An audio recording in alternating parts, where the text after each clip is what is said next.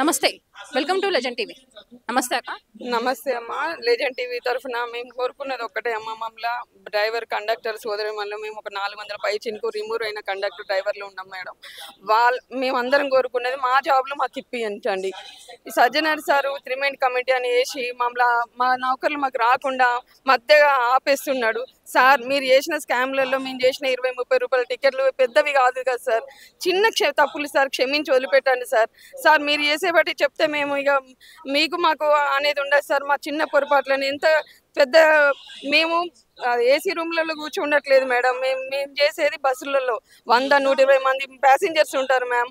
దానిలో ఏ చిన్న పొరపాటు జరిగి ఉంటుంది. ఆ పొరపాటును పెద్ద మనసుతో ఒక ఇంట్లో తండ్రి పిల్లలు తప్పు చేస్తే తండ్రి అనేటైనా పిలిపించి మాట్లాడి నీ తప్పు ఇది చేయకండి అమ్మా అని చెప్తారు. అదే పెద్ద మనిషి ఎండి పోదాల్లో ఉన్నారు, మాకు తండ్రిలాగా ఉన్నారు. కనీసం కలిసి మేము ఆ బాధ చెప్పుకుందామని ఒక 10 సార్లు మేము బస్ భవన్కి వెళ్తే అక్కడ ఉన్న సెక్యూరిటీ వాళ్ళతో కనీసం కలవని కూడా కలవలేదు సార్. బయటికి నెట్టేపించిన ఆడపిల్లలమని కూడా చూడకుండా మమ్మల్ని బయటికి నెట్టేపించారు సార్. మీరు ఏ రకంగా ఎండి పదవికి అనర్హులు చెప్పండి సార్. మీరు అన్ఫిట్ సార్. కాకపోతే ఇంకా కూడా మేము కోరుకునేది ఒకటే, మా జాబ్లు మాకు వస్తున్నాయి. ఆ సంజయ్ కుమార్ సార్, దివ్య మేడం వాళ్ళందరూ ఇవ్వటం మాకు వస్తున్నాయి. మా సార్ తిరగడం వల్ల, మేము ఈ పోరాటం చేయడం వల్ల, ఈ అన్నయ్య వాళ్ళు అందరి వల్ల వస్తున్నది. మీరు అడ్డుపడకండి సార్. మీరు అడ్డుపడితే మా చావులు చూస్తారు సార్. మీరు అంతే. ఇంకా అసలు ఏం తప్పు చేశారమ్మా? అసలుకి ఏం తప్పు చేయడం వల్ల మిమ్మల్ని డిస్మిస్ చేశారు? మరి టిమ్ములు ప్రాబ్లం సార్. ఫుల్ టికెట్ ఉంటే హాఫ్ టికెట్ అని రావడము, అనుకోకుండా వెనకాల ఒకరు ఎక్కడము, వాళ్ళు టికెట్ తీసుకోపోవడం, చిన్న చిన్న పొరపాట్లు మేడం. అవి 100 రూపాయల టికెట్లు 200. ఇప్పుడు ఉన్న వాళ్ళకి అప్పీల్ ఉంటే 600 టికెట్ చెప్పినా ఇచ్చిరు సార్. అన్నయ్య వాళ్ళు అయితే 60-70 రూపాయల టికెట్స్ మేడం. 60 రూపాయల టికెట్ మిస్ అయినందుకు అది మేమైనా బస్సు డిపోలు స్కామ్లు చేసేంత పెద్ద తప్పులు కావు మేడం. చిన్న చిన్న పొరపాట్లు. ఆ పొరపాట్లను క్షమించి మా ఉద్యోగాలు మాకు ఇప్పించండి మేడం. అంటే సస్పెండ్ చేసిన లెటర్లో ఇప్పుడు ఈ విధంగా మీరు తప్పు చేశారు అని ఒకటి మెన్షన్ అనేది చేశారు కదా మరి? మేడం నా పేరు గంగాధర్, నిజామాబాద్ 2 డిపో. తప్పులు అనేది జరుగుతుంది. మేము చేసేది పబ్లిక్లో, అంటే పబ్లిక్ సెక్టర్లో తప్పు చేస్తున్నాం డ్యూటీలు. కాబట్టి ఎట్లుంటుంది అని అంటే, బస్సులో 50 మంది నుంచి 100 మంది వరకు ఎక్కుతారు. ఎక్కిన మేము టికెట్లు ఇస్తాము. ఇంకా కొంతమంది ఉంటారు ఏమంటారు, మా అబ్బాయి అలా పిల్లవాడు చిన్నగా ఉంటాడు, అది హాఫ్ టికెట్ మేమంటే వాళ్ళు వాదిస్తారు కాదు అని. ఆ రకం కొంత జరగవచ్చు. ఒకసారి ఆ పిల్లాడు పెద్దగా ఉంటాడు, వాళ్ళు హాఫ్ టికెట్ అడుగుతారు, మేము ఫుల్ టికెట్ అన్నా వాదిస్తారు. ఓన్లీ అని ఇస్తాము. వాళ్ళు వస్తాడు, అది ఫుల్ టికెట్ హాఫ్ ఎందుకు ఇచ్చిన వాళ్ళు రాస్తారు. ఒక్కటి ప్యాసింజర్ వల్ల కూడా కొంత తప్పులు జరుగుతాయి. ఇప్పుడు మీరే టికెట్ తీసుకున్నారు అనుకోండి, ఎక్కడో తీసుకుంటే జేబులో పెట్టుకుంటారు. ఆ చెక్కింగ్ వచ్చిన టికెట్ దొరకది. ఆయన ఏమంటాడు, ప్యాసింజర్ ఉన్న డబ్బులు ఇచ్చినా టికెట్ ఇవ్వలేడు కండక్టర్, ఆయన దొరకది. మాకు అయితే డబ్బులు ఇచ్చిండు, మేము టికెట్ ఇచ్చిన అక్కడ లేదు, మళ్ళీ కండక్టర్ మీదే రాస్తారు. ముఖ్యంగా అది ఒకటి. రెండవది ఏంటంటే, కొన్ని ఈ మధ్యలో టిమ్ మిషన్లు వచ్చినాయి, టికెట్లు ఇచ్చే మిషన్లు. అవి టెక్నికల్ కదా. టెక్నికల్గా ఎట్లుంటుంది, కొంచెం సమస్యలు కూడా వస్తాయి చాలా. ఎందుకంటే పొద్దుగాల నుంచి సాయంత్రం వరకు టిమ్తోటే డ్యూటీ చేస్తూ ఉంటాము. ఛార్జింగ్ అయిపోవడము, స్ట్రక్ అవ్వడం. నా కేసుకి వచ్చేసరికి ఏమైందంటే, నా టిమ్ మిషన్ ఫెయిల్ అయింది. టికెట్ ఇంతవరకు రాలేదు. రాకపోయేసరికి ఏం చేసినంటే, 38 టికెట్లు ఇచ్చే 2 టికెట్లు ఏమైందంటే ప్రింట్ లేకపోతే రాసిన మాన్యువల్ ముంగట ఒక 10 కిలోమీటర్లు చెక్ అయింది. చెకింగ్ వాళ్ళు ఏం చేశారు, ఆ డబ్బులు తీసుకున్నావు టికెట్ ఇవ్వలేదని చెప్పేసి ఆ కేసు రాశారు. అంటే డబ్బులు నువ్వే కలెక్ట్ చేసుకున్నావు అన్నట్టు మాకు కేసు రాసేసారు. ఏమైపోయింది, మేము ఇవన్నీ ఒక్కటే అప్పులు పెట్టుకున్నాము. డిఎం గారు రిజెక్ట్ చేశారు, ఆర్ఎం గారు రిజెక్ట్ చేశారు, ఈడీ గారు. టోటల్గా 3 అప్పులు పోయేసరికి ఏమైంది, మేము కోర్టుకి ఇవ్వాలి. ఏమైపోయింది, గత ప్రభుత్వం టీఆర్ఎస్ ప్రభుత్వం ఏం చేసిందంటే, దీన్ని ప్రైవేట్ చేద్దాం అనే ఉద్దేశంతో 5 సంవత్సరాల నుంచి చాలా మంది రిమూవ్ చేస్తూనే పోయింది, ఇచ్చింది లేదు ఇప్పటివరకు. ఇక ఇప్పటివరకు మేము ఉపయోగపడుతూనే ఉన్నాం. 4 సంవత్సరాలు అవుతున్నది. గత ప్రభుత్వంలో జాబ్ ఏమైపోయింది కదా. గత సంవత్సరం కాంగ్రెస్ గవర్నమెంట్ రాగానే మాకు ఒక ఆశ వచ్చింది. ఏమని, కాంగ్రెస్ గవర్నమెంట్ ఏం చేసిందంటే, ఎలక్షన్ ముందు ఏం చేసినా మన పొన్నమరావు గారు ఏమన్నారంటే, ఆర్టీసీ వాళ్ళకు మేము ఏ రకంగా సాయం చేస్తాం, ఆర్టీసీ పైకి లేపుతాము, కేసీఆర్ తొక్కేసిండు అనేసరికి మేము 2024 జనవరి 24 ఉద్యమం చాలు చేసినాం రేవంత్ రెడ్డి గారి ఇంటికి. ఆ రోజు రేవంత్ రెడ్డి కలవలేరు మాకు. అప్పటి నుంచి ఇప్పటి వరకు చాలు చేసినాము. మా కోసం గవర్నమెంట్ ఒక 3 సభ్య కమిటీని వేసింది. ఆ కమిటీ సంజయ్ కుమార్ గారు అంటే లేబర్ కమిషనర్ ఒకటి, ఇలా దివ్య నోన్ ఆఫీసర్ ఒకటి, అందులో మళ్ళీ ఇంకొకరు ఎవరు ఉన్నారు, మా సజ్జనార్ గారు ఒక కమిటీలో మెంబర్ ఉన్నారు. ఈ కమిటీ ముందు మా కేసులన్నీ పోయినాయి. కమిటీ ఇప్పటికి 3 నెలల 10 రోజులు అవుతున్నది. కమిటీ చాలా డిలే అవుతున్నది. ఇస్తామని చెప్తున్నారు. మా పోరాటం వల్ల కొంతమంది అప్పీల్లో ఉన్నోళ్ళు, అంటే అప్పీల్ రిజెక్ట్ అన్న ఒక 180-170 మందికి వచ్చినాయి. మాకు కూడా వస్తాయని ఆశిస్తున్నాము. కాబట్టి డిలే కాకుండా అందరూ ఒకేసారి ఇస్తే, కాకపోతే ఏం చేస్తారంటే చిన్న తప్పు పెద్ద తప్పు అనేది చేస్తున్నారు. మేము పబ్లిక్ సెక్టర్లో చేస్తాం కాబట్టి తప్పులు జరిగాయి అంటే ఎవరైనా జరుగుతాయి. గతంలో కూడా 70 సంవత్సరాల నుంచి చాలామంది తప్పులు జరిగినాయి, సస్పెండ్ చేసి ఇచ్చారు. కాకపోతే ఈ 36 డిపార్ట్మెంట్లలో లేని ఒక రిమూవల్ అనే పదం మా ఒక్క డిపార్ట్మెంట్లో ఉంది.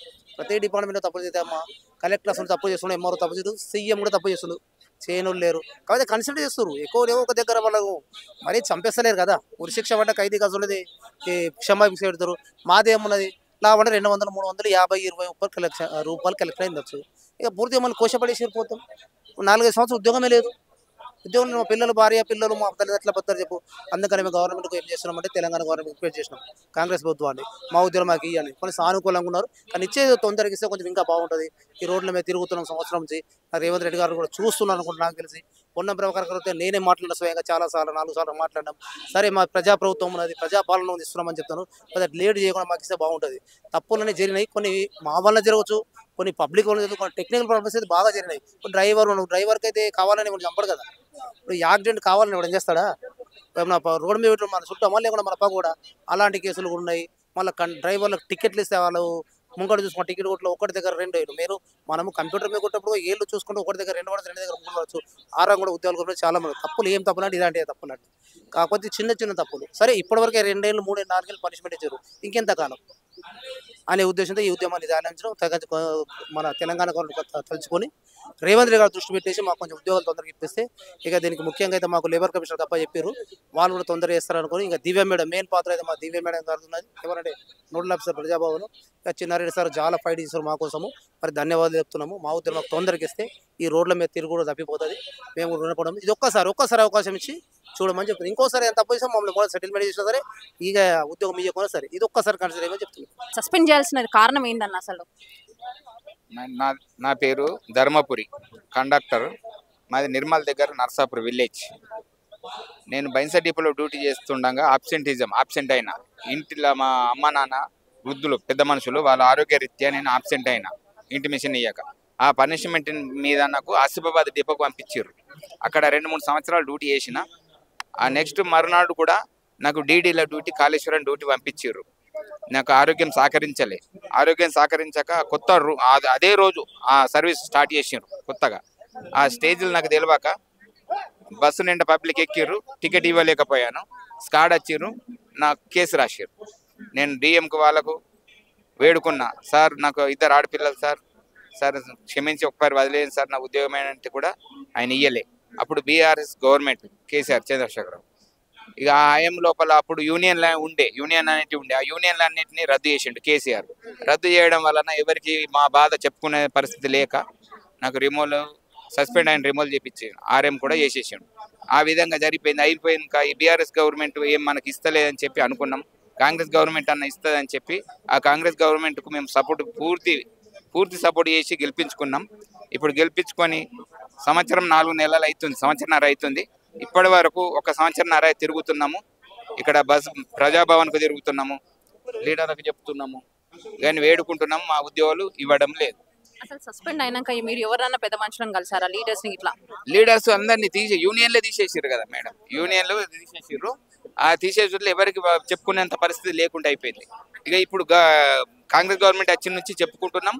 ఇక దీన్ని కాలాపన చేస్తున్నారు. 3 సభ్య కమిటీ, సబ్ కమిటీ అనుకుంటా కాలాపన చేస్తున్నారు. చిన్న పొరపాట్లు, మా భార్య పిల్లలు, నాకు 2 ఆడపిల్లలు, మా అమ్మ నాన్న పెద్ద మనుషులు, ఇల్లు గడవడం లేదు. ఇప్పటి వరకు 20 మంది చనిపోయారు. నాది కూడా ఘోరంగా పరిస్థితి ఉన్నది, చావే మార్గం అన్నట్లున్నది. దాని గురించి దయచేసి మా ఉద్యోగాలు మాకు ఇప్పియాలని కోరుకుంటున్నారు రేవంత్ రెడ్డి సార్.